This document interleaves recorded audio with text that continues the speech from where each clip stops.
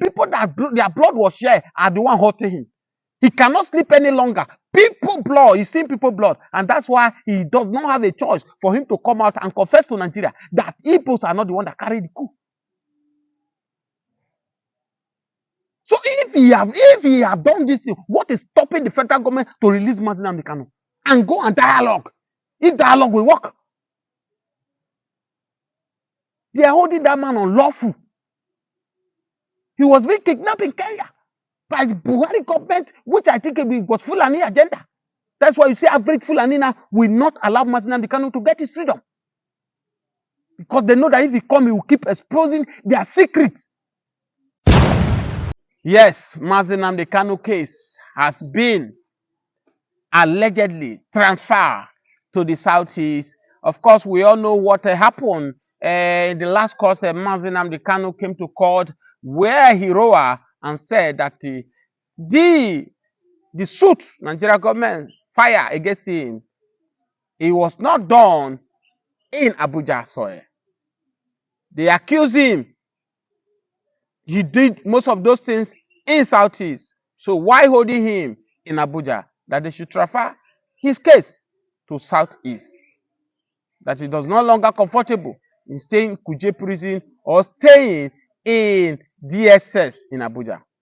Of course, he also said that he does not believe on Peter Yanku anymore. That he needs to go. He needs to go. He needs to go to. He needs to go to change.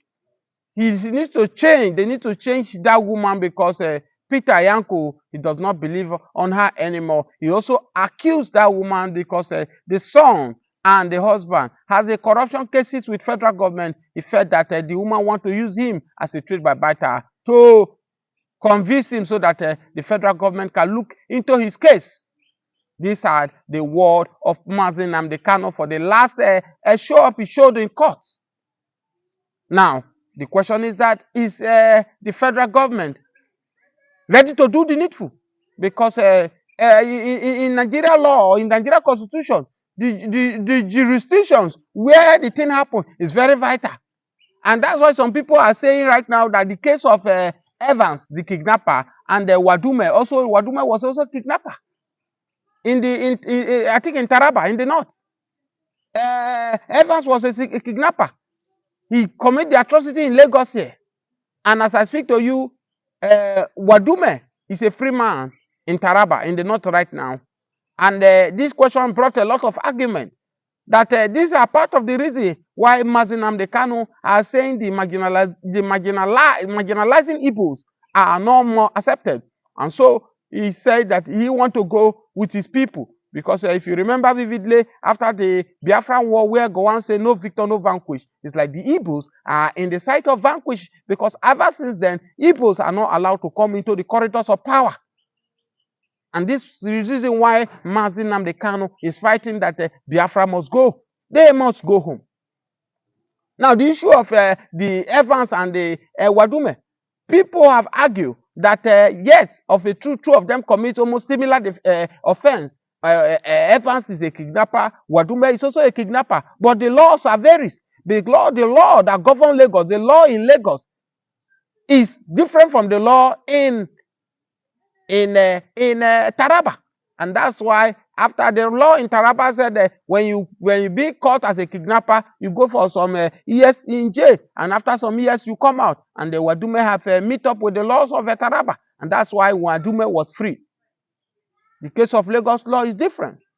So a lot of people are causing the argument that it's not about whether Evans is from Igbo or maybe Wadume is from the north.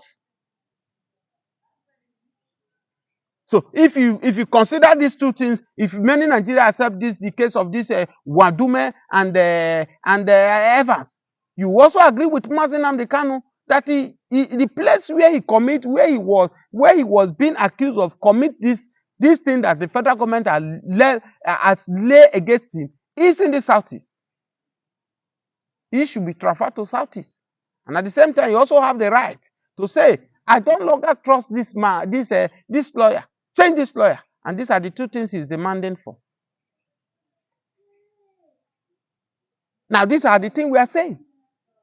That the Fulanis who busy killing people from different regions. Now, one will say the federal government have not done enough to them. But let's give kudos to President Bola Ahmed Tinubu for what he's doing, because under the government of Buhari he failed woefully. He tried to cheat these people. That's why he told Nigerians that most of these Fulani that are kidnapping, most of these Fulani that are killing, raping people, they are not Nigeria Fulani. They came from Sahel. They came from Burkina Faso. They came from Mali. But yet, Buhari refused to do the needful. Rather, he secured them. It was under Buhari government we saw these Fulani herdsmen were going out with guns, AK-47, to control their cows. And that is what prompted Mazi Nnamdi Kanu to organize the ESM then to guide these people, because he felt that the governor of Southeast, they are for business. According to the Igbos, who told you that most of the governors in Southeast, they are Janjaweeds, they are representatives of Fulani to take the orders in the Southeast. And that's why Mazi Nnamdi Kanu went and organized the ESM to secure the bush for their people.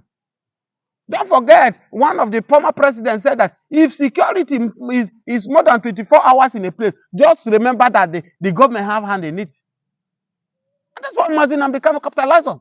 And he organized the ESM to protect his people. The same thing in Southwest here, under Buhari regime, where the Fulani keep killing people, that make Sunday Igboho to stood up and fight for his people. Buhari also went after that young man to kill him before Sunday Igboho run for his dear life. What does that have to tell you? That the Fulanis are causing more mayhem in Nigeria, and nobody is talking about it. May the soul of Akeredolu continue rest in peace. A former governor of Ondo State, Akeredolu, was one of the best governors in Southwest, where he stood up and he organized Amoteku in his lifetime. He equipped these people that they should stand up and defend the Southwest, because he saw the magnitude the Fulani were busy tripling to the Southwest. How they invaded one of the Catholic in Ondo and killed a lot of worshippers. We can never forget in a hurry. And the later Akeredolu, he stood, he made sure he equipped these people, even despite Buhari government kick against him then. Maybe probably because he was a lawyer, he knew most of the law. But he stood and he did the needful. And the Buhari government refused for Amoteku to bear arms then. But a Fulani men are going out with AK-47s. And they felt that they are right. These are the reasons why Mazi Nnamdi Kanu is fighting to liberate his people. Because as I speak to you, whether Yoruba youth, whether Igbo youth, whether even some Hausa youth, are no more believing in this country, that this country have a greater future ahead of us, because these people have murdered this country. The foundation is faulty, and they are not ready to repair these foundations. We cannot build in on the faulty foundations.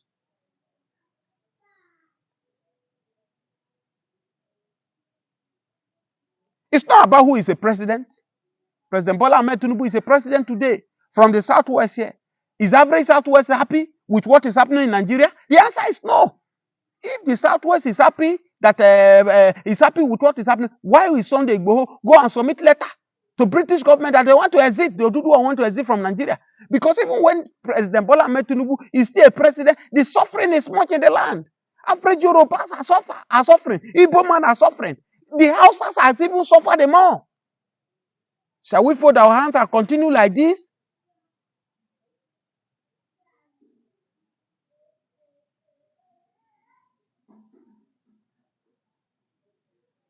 Nigerian youth, our futures has been eaten up by these politicians who have bastardized our future. Just look at what happened, where Abiola, IBB gathered all these people, mocking our future. After 30 years, you are now telling us that you stop Abiola. Abiola won the elections. You are not in the elections. You are telling us about that Igbos are not the people who sponsor the coup. After a lot of damage have done. And people out there glorifying IBB. People out there are donating to IBB. It's a part of people that make us where we are in this country. By thinking sharing oil block to these stingy people that are keeping glorifying him. Nigeria will have been a great nation. Nigeria will have been a country where the white will be fighting visa to come. But because of greedy people like IBB, they sold our country. They murder our country. And today, we are where we are. Whereby Nigerians doctors are now doing caregiver in UK. Are now doing security work in UK. UK that's supposed to be coming to Nigeria, begging Nigeria to come. Reverse is now the case. We are now the one begging UK with millions of naira going to UK. A whole professional are going to UK to do security work, doing cleanings work. This is where our leaders have reduced us to.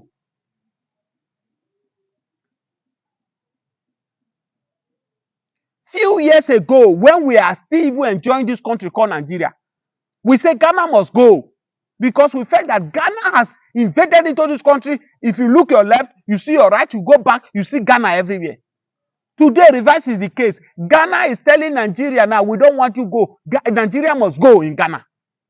Because Nigerians are full everywhere in Ghana. Why? Because this country is not working. Some greedy few people have destroyed this country because of their personal interests. Go to Cotonou, go to Togo, yeah.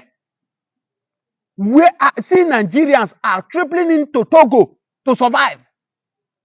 A hungry man is an hungry man. Many Nigerians cannot even feed, not to talk of even planning for their future. So going to Togo, which they can affordably eat, they are running there. People are running with their family to Cotonou, to Togo. In Nigeria, as I speak to you, let's leave food aside.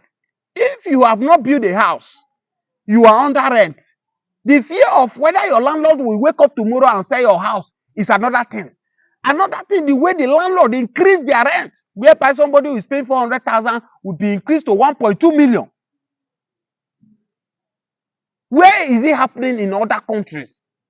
The answer is no. That's why everybody do whatever they like in Nigeria. Nobody question anybody. Because how can a landlord wake up and triple his rent? You are paying 400,000 and you are being asked to pay 1.2 million because they know that when you leave, somebody else is coming to pay that money. And we say we have a country and nobody is talking about it. You go to market to buy something of 1,000, tomorrow you go to that market, they will tell you it's 1.5. Nobody complain. We bring money out, we pay.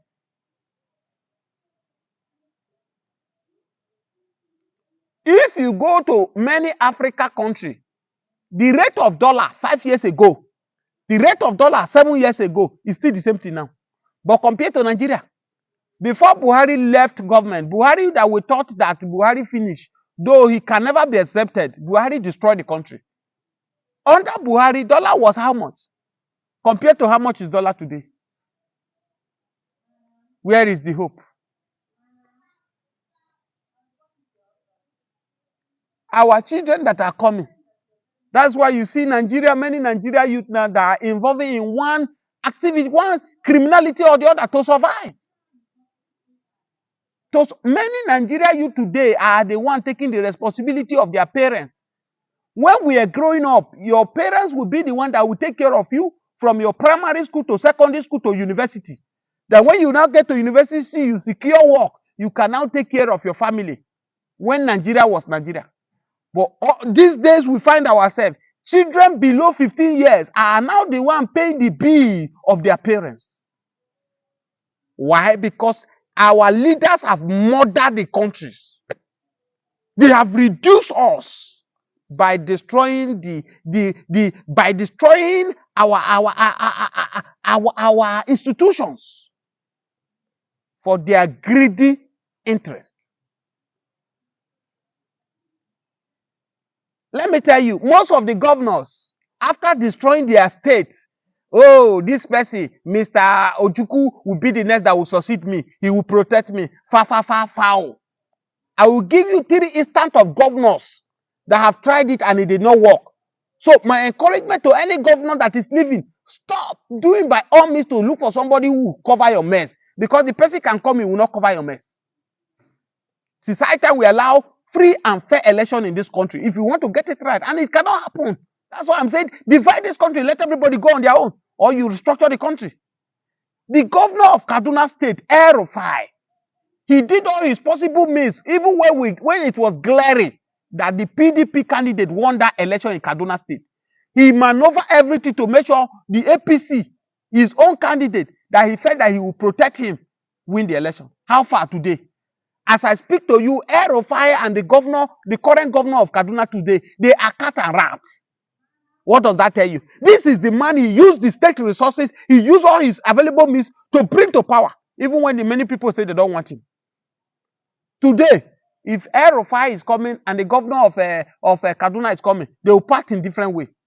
Also in Rivers State, where Wike intentionally averts the choice of river people, he diverted it in presidential election. He also did it in the governor election. This is not allegedly. It's clearly to the air. It's in the public domain. If he want to sue me, let him sue me to court. Today, as I speak to you, the River State governor and Wike, they are also cat and rat. The Wike is fighting all his available means to make sure he remove Fubara. This is the same man, he used the state resources, he used all available means to make sure he become a governor. Today, how far, what is happening? But Nigerians politicians don't learn. They always learn in a hard way. What about this Senate president, Akpabio? When he brought Ndume Emmanuel Odu, I don't know what to call his name. Was it up to 1 year or 2 years before they crash? Are they in a good attempt today? The answer is no. So let these people stop imposing people on Nigerians so that we can have a better society. It's not working. If you do something and if somebody do something, you see it's not working, and you are still trying to do it.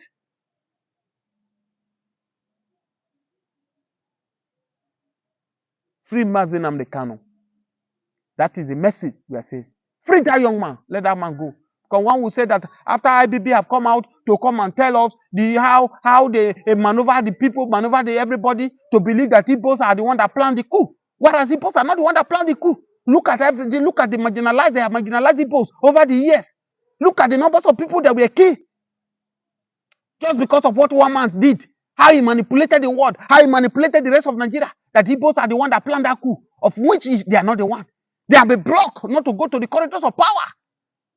A lot of millions of people were killed during the Biafra war. What prompted Mazi Nnamdi Kanu to be agitating that he wants to liberate his people, which is in according to Nigeria Constitution, in 1999 Constitution, that everybody have right to agitate.